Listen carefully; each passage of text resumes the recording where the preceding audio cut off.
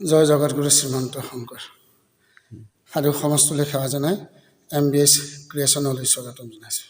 আজি আমি আপোনালোকৰ আগত বিশেষভাৱে এটি ভিডিঅ' আগবঢ়াব বিচাৰিছোঁ।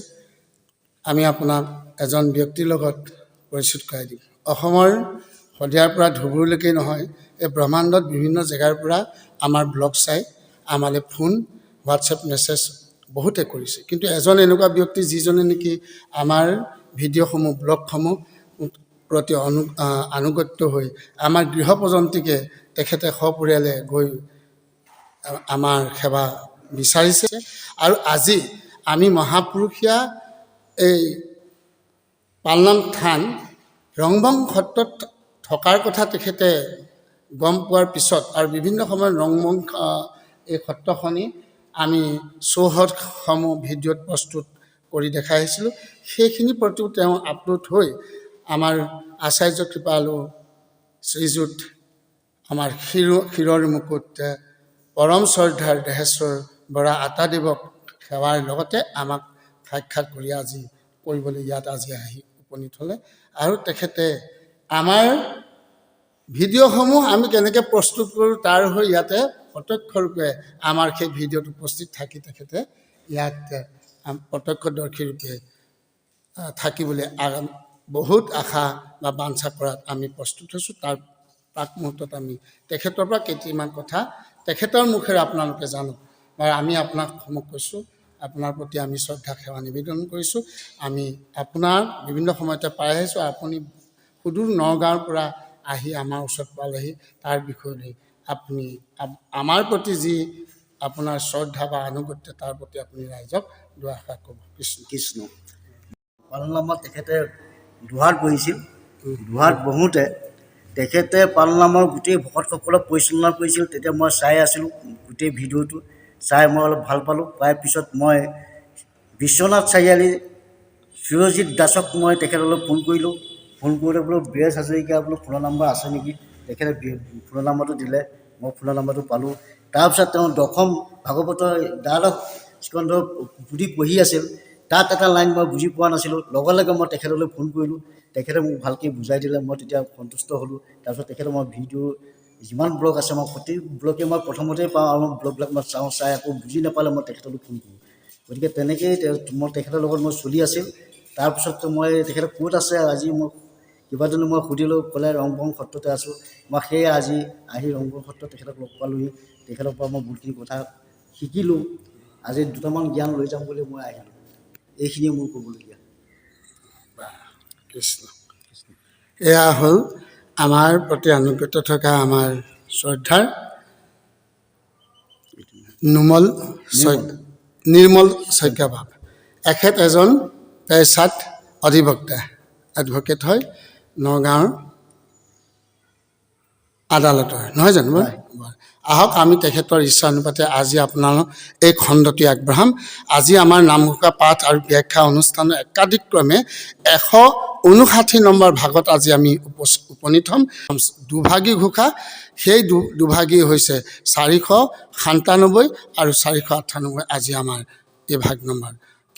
অনুৰোধ কৰিছোঁ ব্লগটি আপুনি সম্পূৰ্ণ স্ক্ৰিপ্ট নকৰাকৈ আপুনি সম্পূৰ্ণকৈ চাব। চোৱাৰ অন্তত কেনে পালে আমাক কমেণ্ট আৰু লাইক কৰি জনাব। লগতে ভিডিঅ'টো শ্বেয়াৰ কৰিব। আপোনাৰ দৰে ভকতীয়া দিশত আনুগত্য হৈ থকা সহস্ৰজনে যাতে পায়।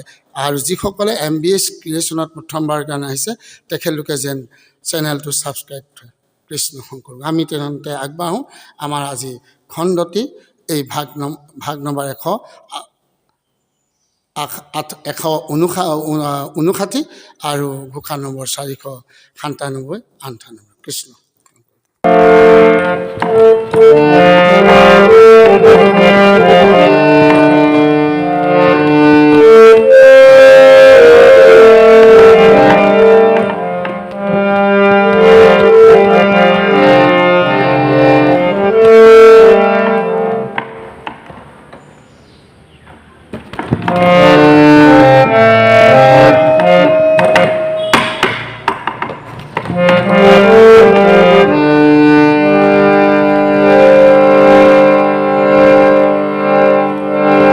ৰাম কৃষ্ণ নাম ভক কৰ মহা ধন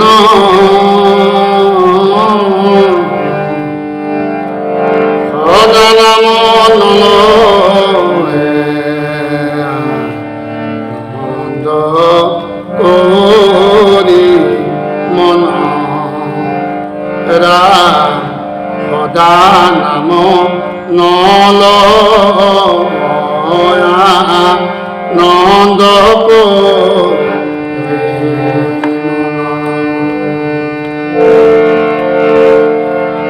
সাধু সমস্ত ঘোষা মহিমা এই ঘোষা ভাটিৰ দ্বাৰাই মহাপুৰুষ শ্ৰী শ্ৰী মাধৱদেৱ পুৰুষে সমস্ত মনুষ্য জাতিক কৈছে ৰাম কৃষ্ণ নাম ভকতৰ মহাধন যে হে মন ভাই হে মনুষ্য হে নৰলোক জানি থোৱা মনুষ্যৰ মহাধন পৰম ধন ভকতৰ পৰম ধন কেৱল ৰাম নাম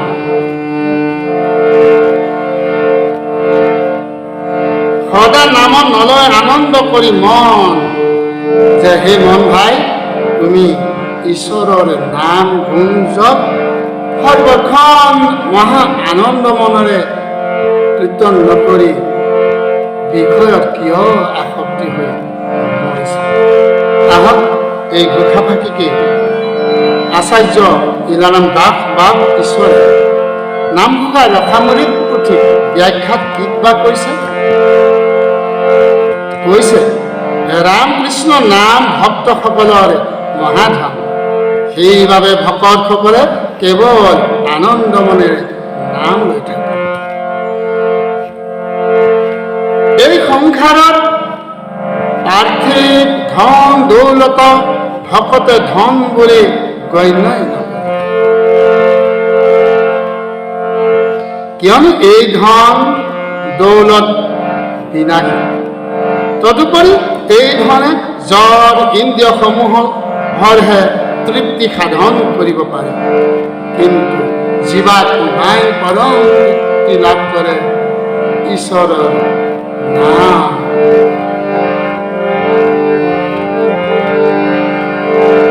তাকেই মহাপুৰুষ শ্ৰী মন্ত শংকৰদেৱে কৈছে নাম হে পৰম ঘন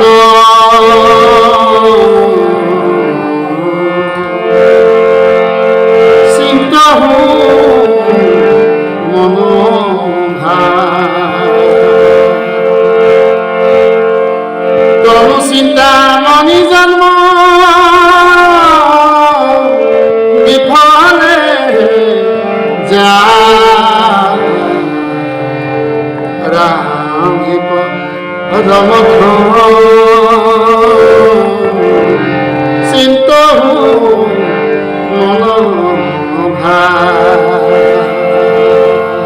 এইভাবে নামৰ মহাজন অৰ্থাৎ মহন্তসকলে পাৰ্থিৱ জগতৰ বিনাশী ধনক আকাংক্ষা নকৰি কেৱল পৰমানন্দ মনে হৰি নাম মহাধনতে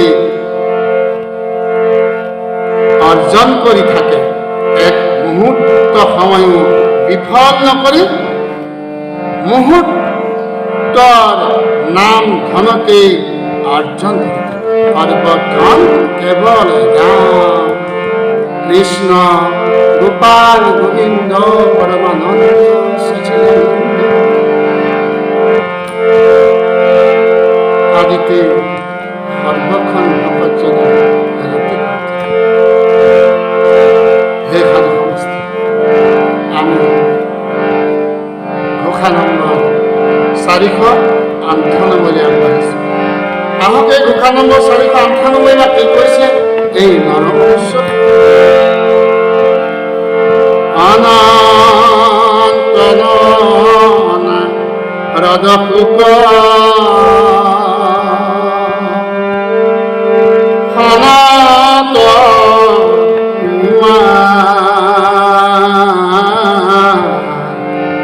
তাৰা গাৱে হৰি নাম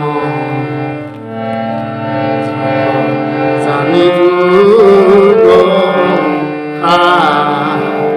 তাৰা গাৱে হৰি জপ জানি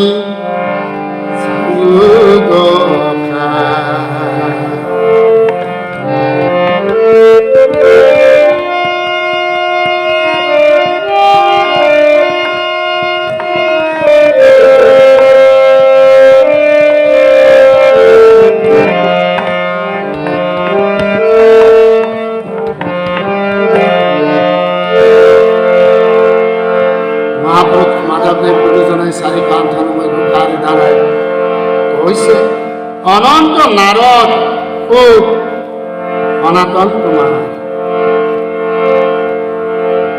কাৰ নাম কোনো অন্ত নহয়।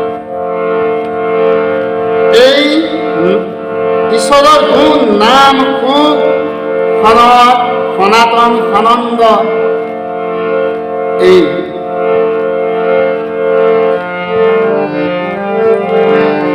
মহাভাগৱত চাৰি সিদ্ধসকলৰ লগতে খুব নাৰদ মহামুনিসকলে সৰ্বক্ষণ ঈশ্বৰৰ নামতে ৰতিৰ প্ৰতি প্ৰেমানন্দ তাৰা গা হৰি জপ জানি যুগ এইসকল মহান লোকে হৰি নামৰ অমিয়া মধুৰ ৰসৰ পৰমাৰ্থ বুজি সৰ্বক্ষণ ঈশ্বৰৰ গুণ নামত সেয়ে ব্যাখ্যাকাৰ তুলাৰাম দাস পিছৰে কৈছে অনন্ত নাৰদ সুক সনাতন সুক কনক কুমাৰ আদি যুগ সিদ্ধ পুৰুষসকলে হৰি নাম কীৰ্তনকে যোগাসাৰ বুলি জানি তাৰা সকলে হৰি নাম গুণ যশকে কীৰ্তন কৰে। দুষ্প্ৰাপ্য বস্তু লাভৰ বাবে কৰি থকা চেষ্টাই যোগ শাস্ত্ৰত প্ৰচাৰ হোৱা সকলো যুগৰে লক্ষ্য ভগৱত প্ৰাপ্ত। গীতা শাস্ত্ৰৰ প্ৰতিটি অধ্যায়তে যোগ নামাকৰণ কৰিছে। যেনে অৰ্জুন বিষাদ যুগত অৰ্জুনক কৈছে সাংখ্য যুগ কৰ্মযুগ জ্ঞান যুগ কৰ্মযুগ কৰ্ম সন্ন্যাস যুগ অভ্যাস যুগ জ্ঞান বিজ্ঞান যুগ অক্ষৰ ব্ৰহ্ম যুগ ৰাজবিদ্যা ৰাজগুহ্য যুগ আৰু বিভূতি যুগ বিশ্বৰূপ দৰ্শন ভক্তি যুগ পুৰুষোত্তম যুগ দৈবাসুৰ সম্পদ বিভাগৰ যুগ শ্ৰদ্ধাত্তৰ বিভাগ যুগ মুখ্য সন্ন্যাস যুগ এই সকলো যুগৰ লক্ষ্য কেৱল হৰিনাম অনন্ত অৰ্থাৎ যি ঐশ্বৰিক সৰ্বৰূপী পুৰুষৰ কোলাত ভগৱন্ত পুৰুষে শয়ন কৰে দেৱকী নাৰদ শুকদেৱ সনত কুমাৰ আদি সিদ্ধ পুৰুষসকলে সকলো যুগৰ হৰি গুণ নাম জপ কীৰ্তনতে খাৰ বুলি স্থিৰ কৰি তাৰাভাৱে হৰি কীৰ্তন কৰি আছে। বেদ বেদান্ত গীতা ভাগৱত এই খাৰ বাণী হৰি গুণ নামে শ্ৰৱণ কীৰ্তন বাহিৰেকে আন কোন শ্ৰেষ্ঠ ধৰ্ম। কীৰ্তনত শংকৰ গুৰুজনাই কৈছে চাৰি বেদ অষ্টাদশ পুৰাণ ভাৰত শাস্ত্ৰ পৰম বেদান্ত ভাগৱত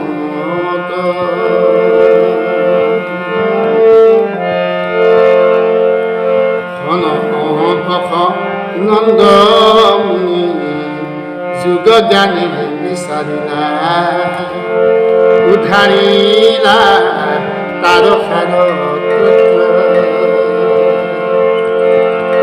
আগম কীৰ্তন এৰা আগম পুৰাণ যত বেদান্তৰু তাত জানি তৰা ভকতি কথা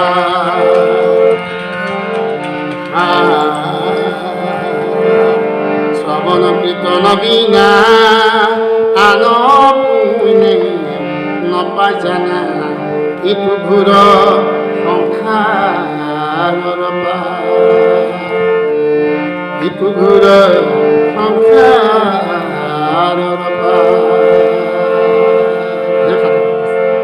আজিলৈ এই খণ্ডটো ইয়াতে সামৰিছোঁ। পুনৰ আমি লগ পাম আপোনালোকক অন্য এটি ব্লগৰ দ্বাৰাই আপোনালোকে MB's ক্ৰিয়েশ্যন চেনেল চাই থাকে।